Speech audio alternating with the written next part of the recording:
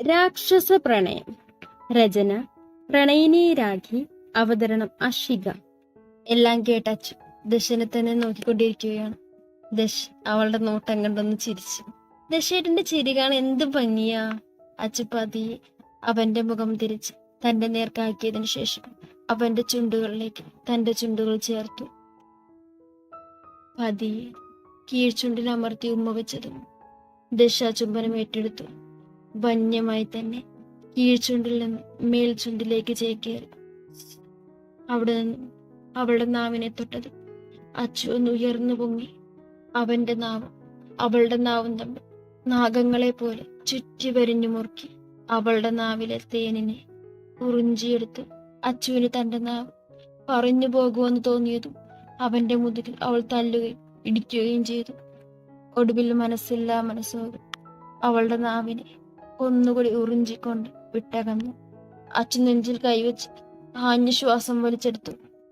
ഇത്രയും ടൈമായില്ലേ, നമുക്ക് കിടക്കാം. ഇവിടെയോ? യെസ്. അല്ല, ഇത്രയോ ഓപ്പൺ പ്ലേസിലോ? സോ വാട്ടല്ല കൂട്ട്. ഇന്ന് എന്തായാലും എന്തെങ്കിലുമൊക്കെ നടക്കും. അപ്പൊ ഇത്രയോ ഓപ്പൺ പ്ലേസ്? അതൊന്നും പറ്റില്ല, നമുക്ക് വലിയ പോകാം. ഞാനും നീയും ഇന്ന് ഇവിടെയാണ്. അച്ചു വേറെ നിവർത്തിയില്ലാതെ മൂളി. ദശ അച്ചുവിനെയും കൊണ്ട് കുറച്ചു മുന്നോട്ടേക്ക് നടന്നതും സൂപ്പർ ട്രീ ഒബ്സർവേറ്ററി അടുത്ത് കാണാൻ സാധിച്ചു. അതിന്റെ അടുത്ത് വന്നപ്പോഴാണ് ഇത് ഇത്ര ഉയരത്തിലാണ് സ്ഥിതി ചെയ്യുന്നതെന്ന് മനസ്സിലായത്. ബ്രിഡ്ജിൽ നിന്നും കാണുന്നതിനേക്കാൾ കൂടുതൽ മനോഹരമാണിപ്പോൾ. ലൈറ്റുകളെല്ലാം തെളിഞ്ഞ് ഒരു വർണ്ണാഭമായ കാഴ്ച.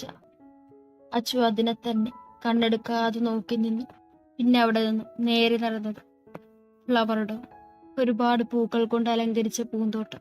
വിവിധ നിറത്തിലുള്ള പൂക്കളും അവയെല്ലാം ഒരുമിച്ച് കൂട്ടിച്ചേർത്തിരിക്കുന്നു. അവയിൽ നിന്നും വമിക്കുന്ന സുഗന്ധവും അച്ചു ഒന്ന് ആഞ്ഞു വലിച്ചു. എല്ലാ പൂക്കളുടെയും ഗന്ധം കൂടി ചേർന്ന് മറ്റൊരു ഗന്ധം, അതും പറഞ്ഞറിയിക്കാൻ പറ്റാത്തൊരു സ്മെൽ. അതെല്ലാം കണ്ടും തൊട്ടും അച്ചു മുന്നോട്ട് നടന്നു. കൂടെ ദശുണ്ടെങ്കിലും ഇതെല്ലാം കണ്ട ഭംഗിയിൽ ഒരു നിമിഷം വിസ്മരിച്ചു നിന്നുപോയി. അവിടെ നിന്ന് കുറച്ച് മുന്നോട്ട് പോകുന്തോറും വനമായി തോന്നി. മനുഷ്യനേക്കാൾ 10 ഇരട്ടി വലിപ്പമുള്ള മരങ്ങൾ കൊണ്ട് തീർത്ത നിബിഡവനം. ഉള്ളിലേക്ക് നടക്കുന്തോറും അന്ധകാരം കൂടി വരുന്നു. അച്ചുവിന് കൂടുതൽ ഭയം തോന്നിയതും അവൾ പിന്തിരിഞ്ഞു നോക്കി. അവിടെ തന്നെ നോക്കി നിൽക്കുന്ന ദശനെ കണ്ടതും ഓടിച്ചെന്ന് അവന്റെ കയ്യിൽ ചുറ്റിപ്പിടിച്ച് ദശ അവളെ ഒന്ന് നോക്കിക്കൊണ്ട് തന്നിലേക്ക് ചേർത്ത് പിടിച്ചുകൊണ്ട് ഉള്ളിലേക്ക് നടക്കുമ്പോൾ അച്ചു ചുറ്റും വീക്ഷിക്കുന്നുണ്ട്. വല്ല മൃഗങ്ങളോ മറ്റോ ഉണ്ടോ എന്ന് നോക്കാൻ. Don't panic my Barbie girl, there is no animals, only birds and beautiful butterflies. അത്രയും മതിയായിരുന്നു അവളിലേക്കുള്ള ഭയത്തിന്റെ തോത് കുറേ ദൂരം അതിന്റെ ഉള്ളിൽ കൂടി നടന്നത്. ഒരു സ്ഥലത്തെത്തിയപ്പോൾ ദശ ഒന്ന് നിന്നു. പതിയെ ഒരു മരത്തിന്റെ അടുത്തൊരു സ്വിച്ച് കണ്ടതും അതിലൊന്ന് അമർത്തി. മരത്തിന്റെ കൊമ്പുകൾ കൊണ്ടുണ്ടാക്കിയ ഒരു ലിഫ്റ്റ് വന്നു. അതിൽ അച്ചുവിനെ കയറ്റി. കൂടെ അവനും കയറി മുകളിലേക്ക് പോയി. അച്ചു ഭയന്ന് കണ്ണുകൾ ഇറുക്കി അടച്ച് അവനെ ചുറ്റിപ്പിടിച്ച് നിന്നു. മുകളിലെത്തിയതും അച്ചുവിനെ അതിൽ നിന്നും പുറത്തിറക്കി. മുഴുവൻ അന്ധകാരം വ്യാപിച്ചിരിക്കുകയാണ്. അതിലൂടെ നടന്നു ചെന്നതും അവിടുത്തെ കാഴ്ച കണ്ടതും അച്ചുവിന്റെ കണ്ണുകൾ മിഴിഞ്ഞു. അച്ചു ദശനെ തിരിഞ്ഞു നോക്കി. അവിടെ യാതൊരു ഭാവവ്യത്യാസവുമില്ലാതെ അവളെ തന്നെ നോക്കി നിൽക്കുകയാണ് അവൻ. അച്ചു ഉമിനീരിറക്കി ചുറ്റും നോക്കി. എന്റെ ദേവി, ഇവിടെ നിന്ന് വീണ പൊടി പോലും കിട്ടില്ല. 4 മരങ്ങൾക്കിടയിൽ ഒരു ബെഡ് പോലെ കെട്ടിയിരിക്കുകയാണ്. ട്രീ ഹൗസ് പോലെ ട്രീ ബെഡ്. നമ്മളിന്ന് ഇവിടെയാണ് കിടക്കുന്നത്. അച്ചു പേടിച്ച് പതിയെ അതിലേക്ക് കയറി കിടന്നു. നല്ല ഉറപ്പുള്ള മരത്തിന്റെ ചില്ലകളും പലകയും കൊണ്ടാണ് നിർമ്മിച്ചിരിക്കുന്നത്. അതിന്റെ മേലെ വൈറ്റ് കളർ ബെഡ് വിരിച്ചിട്ടുണ്ട്. കൂടെ തലയണയും. 4 സൈഡിലും മറ്റു സുരക്ഷാ സംവിധാനങ്ങളൊന്നും തന്നെയില്ല. ഉറക്കത്തിലൊന്ന് തിരിഞ്ഞ് താഴെ കിടക്കും. അത് ചവിട്ടുമ്പോൾ കുലുങ്ങുന്നുമുണ്ട്. അച്ചു പേടിച്ച് വിറച്ചുകൊണ്ട് അതിലിരുന്നു. ദശ കൂളായി അവളുടെ അടുത്ത് വന്നിരുന്നു. അച്ചു വേഗം അവന്റെ നെഞ്ചിലേക്ക് തന്റെ മുഖം ചേർത്ത് വെച്ചുകൊണ്ട് അവനെ കെട്ടിപ്പിടിച്ചു കിടന്നു. അവനും അവളെ നെഞ്ചിലേക്ക് ചേർത്ത് പൊതിഞ്ഞു പിടിച്ച് കണ്ണുകൾ അടച്ചു കിടന്നു. വെളുപ്പിന് 4 മണിയായത്. ദശ കണ്ണുകൾ തുറന്നു. 4 മണിക്ക് ഒരു പ്രത്യേക കാഴ്ച കാണാം. അതിനു വേണ്ടിയാണ് ഇവിടെ ഇന്നലെ സ്റ്റേ ചെയ്തത്. അഹി, വേക്ക് അപ്പ്. കുറച്ചും കൂടി ദശേട്ടാ. അവൾ ഒന്ന് ചിണുങ്ങിക്കൊണ്ട് അവന്റെ നെഞ്ചിലേക്ക് മുഖം ചേർത്ത് വെച്ച് അവൻ അവളുടെ ഇടുപ്പിൽ ചേർത്ത് പൊക്കിയെടുത്ത് മുഖത്തേക്ക് അടുപ്പിച്ച് ആ ചോര ചുണ്ടുകളിലേക്ക് ചേക്കേറിയത്. അടച്ച കണ്ണുകൾ വെട്ടിത്തുറന്നു. പിന്നെയുള്ള കാഴ്ചകൾ കണ്ട് അവളുടെ കണ്ണുകൾ വിടർന്നു. അവളിൽ വിരിയുന്ന ഓരോ ഭാവങ്ങളും നോക്കി അവളെ കൂടുതൽ തന്നിലേക്ക് ചേർത്ത് നിർത്തി. ദശിന്റെ ഇടത് വലത് സൈഡിൽ നിന്ന് ഒരുപാട് ചിത്രശലഭങ്ങൾ പറന്നു വന്നു. പല നിറത്തിലും പല വലിപ്പത്തിലും ധാരാളം ചിത്രശലഭങ്ങൾ എല്ലാം ആ ബെഡിന് ചുറ്റും പറന്നു നടന്നു. ചിലതൊക്കെ അവളുടെ തലയിലും ദേഹത്തിലും വന്നിരുന്നു. അനക്കുമ്പോൾ അവ വീണ്ടും പറന്നുയരും. ദശു പതിയെ അവളുടെ ചുണ്ടുകളെ മോചിപ്പിച്ചു. അച്ചു അവ പറന്നു നടക്കുന്നവ നോക്കി തല ഉയർത്തിയതും ദശ അവളുടെ കഴുത്തിലേക്ക് തന്റെ നാവിനെ ഇഴഞ്ഞു നീക്കി. അവളിൽ നിന്ന് ഒരു മൂള് പുറത്തേക്ക് വന്നു. കണ്ണേട്ടാ. അച്ചു കഴുത്തുയർത്തുന്നതിനനുസരിച്ച് ദശ അവളുടെ കഴുത്തിൽ തന്റെ നാവിനെ ചിത്രപ്പണി ചെയ്തു. പതിയെ അവിടെ നിന്നും ഇരു ഷോൾഡറിലേക്ക് വിഴഞ്ഞു. ഷോൾഡറിൽ നിന്നും പതിയെ സാരി മാറ്റി മാറിലേക്ക് ചേക്കേറിയതും അവളൊന്ന് ഉയർന്നു പൊങ്ങി കഴുത്തു പിറകിലേക്ക് വളച്ചുകൊണ്ട് അവളെ തന്നിലേക്ക് കൂടുതൽ വലിഞ്ഞു മുറുക്കി പിടിച്ച് താൻ പതിപ്പിച്ച ടാറ്റുവിൽ ചുംബനം കൊണ്ട് മൂടിയും പതിയെ നാവിനാൽ വിഴഞ്ഞു. അവൻ അവളിൽ മായാജാലം തീർത്തു. അവന്റെ കൈകൾ ഇരുമാറിലേക്കും മുഖം മാറിൽ നിന്നും പൊക്കിൽ ചുഴിയിലേക്കും ചെന്നെത്തി. കണ്ണേട്ട. തന്റെ പേര് വിളിച്ചു പുലപ്പുന്നവളെ ദശുവല്ലാത്ത ഭാവത്തോടെ നോക്കി ആ നേവൽ റിങ്ങിൽ കടിച്ചു. നാവിനാൽ ഉഴഞ്ഞു വലിച്ചു അവളെ വേദനിപ്പിച്ചും ലാളിച്ചും കൊണ്ടിരുന്നു. അവിടെ നിന്നും മുഖമുയർത്തി അവളുടെ കഴുത്തിൽ മുഖം പൂഴ്ത്തി കിടന്നു. അച്ചു ഒരു നിമിഷം കണ്ണുകളടച്ച് ശ്വാസം ആഞ്ഞു വലിച്ചു. എന്തൊരു ഭംഗിയാ കണ്ണേട്ടാ. You are the luckiest girl in the world. Achu അവനെ നെറ്റ് ചൊലിച്ചു നോക്കി. വർഷത്തിൽ ഒരു പ്രാവശ്യം മാത്രം നടക്കുന്ന പ്രതിഭാസമാണ് അഹി. അതും ഇത്രയും അധികം ബട്ടർഫ്ലൈസ് ഉണ്ടാകാറില്ല. നിന്നെ എങ്ങനെ ഇംപ്രസ് ചെയ്യണമെന്ന് തോന്നിയ പോലെ ധാനം തോന്നി. പക്ഷെ എനിക്കൊരു ഡൗട്ട് ഉണ്ടായിരുന്നു. ഇവരെ ഒരിക്കലും ഒരു ദിശയിലേക്ക് പറത്തുവിടാൻ സാധിക്കില്ല. അവരവരുടെ ദിശയിലേക്ക് സഞ്ചരിക്കും. ഒരുപാട് കപ്പിൾസ് പരീക്ഷിച്ചിട്ടുണ്ടെങ്കിലും ഒന്നും സക്സസ് ആയിട്ടില്ല. I am very happy. നീയും വളരെ ഹാപ്പിയാണെന്ന് നിന്റെ മുഖത്ത് നിന്ന് എനിക്കറിയാൻ സാധിക്കും. അതിദേശേട്ടാ, ഒരുപാട് ഹാപ്പിയാണ്. എനിക്ക് വാക്കുകൾ കിട്ടുന്നില്ല. Thank you so much. നെഞ്ചിൽ അമർത്തി ചുംബിച്ചുകൊണ്ട് അവൾ പറഞ്ഞു. അവളെ നെഞ്ചിലേക്ക് ചേർത്ത് പിടിച്ചുകൊണ്ട് അവനും കിടന്നു. പിറ്റേന്ന് ദശു അച്ചുവും പോയത് സിംഗപ്പൂരിലെ തന്നെ വളരെ പ്രധാനപ്പെട്ട ഒരു ദ്വീപിലേക്കാണ്. സെന്റോസ. സിംഗപ്പൂരിലെ സെന്റോസ ദ്വീപ് തെക്ക് കിഴക്കൻ ഏഷ്യൻ രാജ്യത്തിന്റെ തെക്ക് ഭാഗത്തുള്ള ഒരു മനുഷ്യനിർമ്മിതമായ ദ്വീപാണ്. മുമ്പ് ഒരു സൈനിക താവളമായിരുന്ന ഈ ദ്വീപ് ഇപ്പോൾ ഒരു വിനോദസഞ്ചാര കേന്ദ്രമാക്കി മാറ്റി. സെന്റോസ ദ്വീപിൽ 3 ചെറിയ കടൽ തീരങ്ങളുണ്ട്. സിലോസോ, പലാവാൻ, ടൻജോങ് എന്നിങ്ങനെ 3 ബീച്ചുകൾ. സിലോസോ ബീച്ച് സിംഗപ്പൂരിലെ ഏറ്റവും സജീവമായ ബീച്ചാണിത്.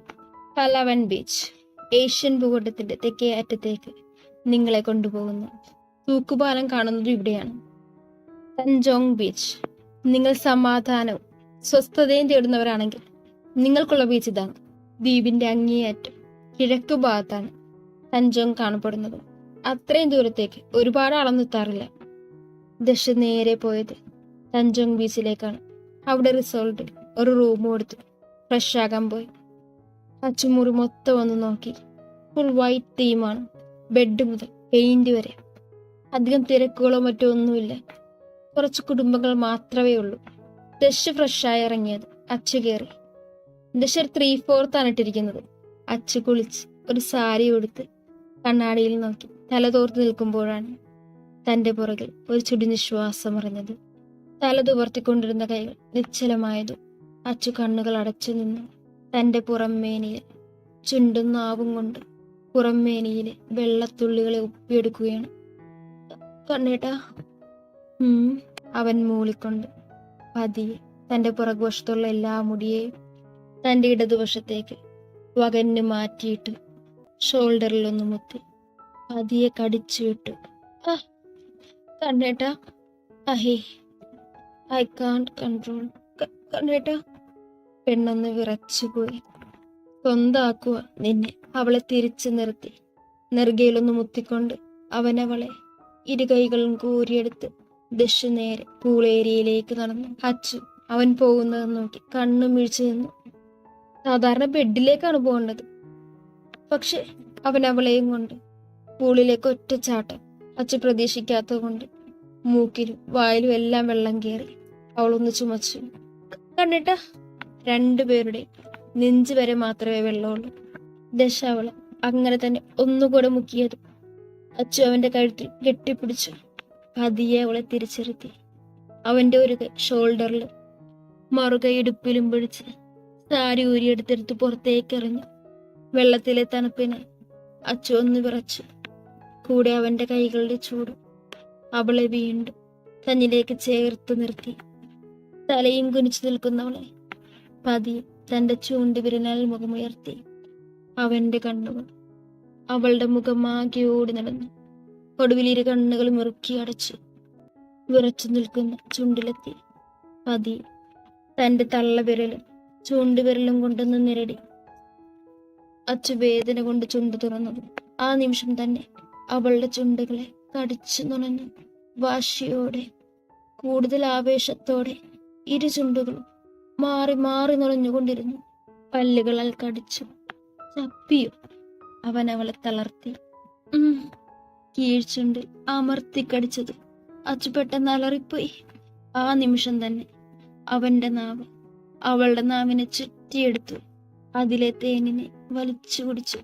അച്ചുവിന്റെ കൈകൾ അവനെ തന്നിലേക്ക് കൂടുതൽ ചേർത്ത് പിടിച്ചു. ശ്വാസം കിട്ടാതെ തല്ലിയും പിടിച്ചും കൊണ്ടിരുന്നു.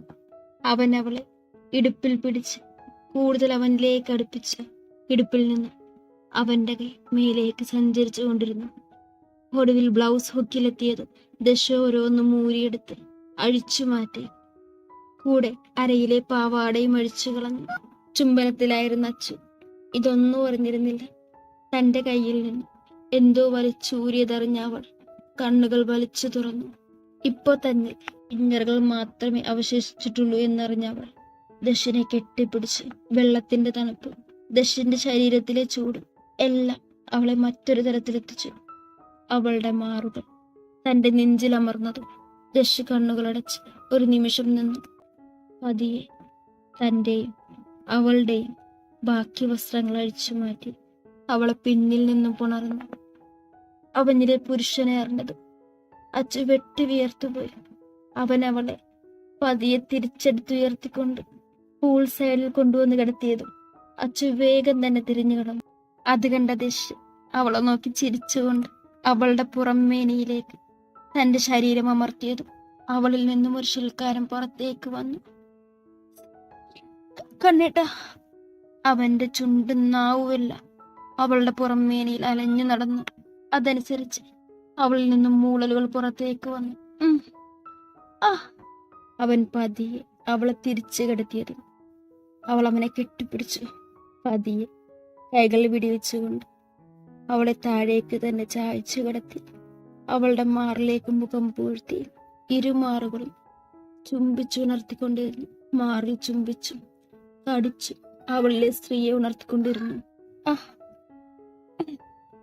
അച്ചുവിൽ നിന്നും ശിൽക്കാരങ്ങൾ പുറത്തേക്ക് വന്നു.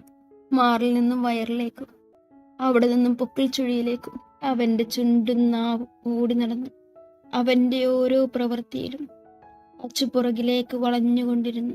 ഒടുവിൽ അവളുടെ പെൺമയിലേക്ക് അവന്റെ ചുണ്ടുകൾ പ്രവേശിച്ചത് അവളൊന്നുയർന്നു പൊങ്ങിയവൾ പിടിച്ചു കിടത്തിക്കൊണ്ട് അവൻ വീണ്ടും വീണ്ടും തന്റെ നാവിനെ അവിടെ ചിത്രം വരച്ചുകൊണ്ടിരുന്നു. അതനുസരിച്ച് അവളും വെട്ടിപിറച്ചു. അവിടെ നിന്നും അവന്റെ മുഖം ഉയർത്തി അവളുടെ ചുണ്ടുകൾ അമർത്തി ചുംബിച്ചത് അച്ചു അവളുടെ ചുണ്ടുകളെ വാശിയോടെ ചപ്പി ഒലിച്ചുകൊണ്ടിരുന്നു. പതിയെ അവളുടെ കാലുകൾ ഉയർത്തി വെച്ചുകൊണ്ട് അവളിലേക്ക് ആഴ്ന്നിറങ്ങി. അച്ചുവിന്റെ കരച്ചിൽ ചീലുകൾ പുറത്തേക്ക് തെറിച്ചു. വീണ്ടും വീണ്ടും അവളിലേക്ക് ആഴ്ന്നിറങ്ങിയതും അച്ചു അവനെ തടഞ്ഞു. കണ്ണേട്ടാ, നോവുന്നു. കണ്ണുകൾ നിറച്ചുകൊണ്ട് തന്നെ അവനെ നോക്കി വേണ്ടെന്ന പോലെ തലയാട്ടി. ഒന്നുമില്ലടാ, ഇപ്പൊ കഴിയും. ഉം. ഒന്ന് മൂളാൻ മാത്രമേ അവൾക്ക് സാധിച്ചുള്ളൂ. പതിയെ വീണ്ടും അവളിലേക്ക് ആഴ്ന്നിറങ്ങി അവളുടെ ചുണ്ടുകളെ പൊതിഞ്ഞു പിടിച്ചുകൊണ്ട് അവൻ അവൾക്ക് ആ വേദനയ്ക്ക് ആശ്വാസം നൽകി. പതിയെ വേദനയിൽ നിന്ന് സുഖമുള്ള നോവിലേക്ക് എത്തിയതും അച്ചു അവന്റെ പേര് വിളിച്ച് പുലമ്പിക്കൊണ്ടിരുന്നു. അതനുസരിച്ച് അവന്റെ വേഗത കൂട്ടിക്കൊണ്ട് അവൻ അവളിലേക്ക് കൂടുതൽ ശക്തിയോടെ പെയ്തിറങ്ങി അവനെ കൂടുതൽ തന്നിലേക്ക് ചേർത്ത് പിടിച്ചുകൊണ്ട് അവളും കിടന്നു. ഒടുവിൽ അവളുടെ മാറിലേക്ക് അവൻ തളർന്നു കിടന്നു. തുടരും.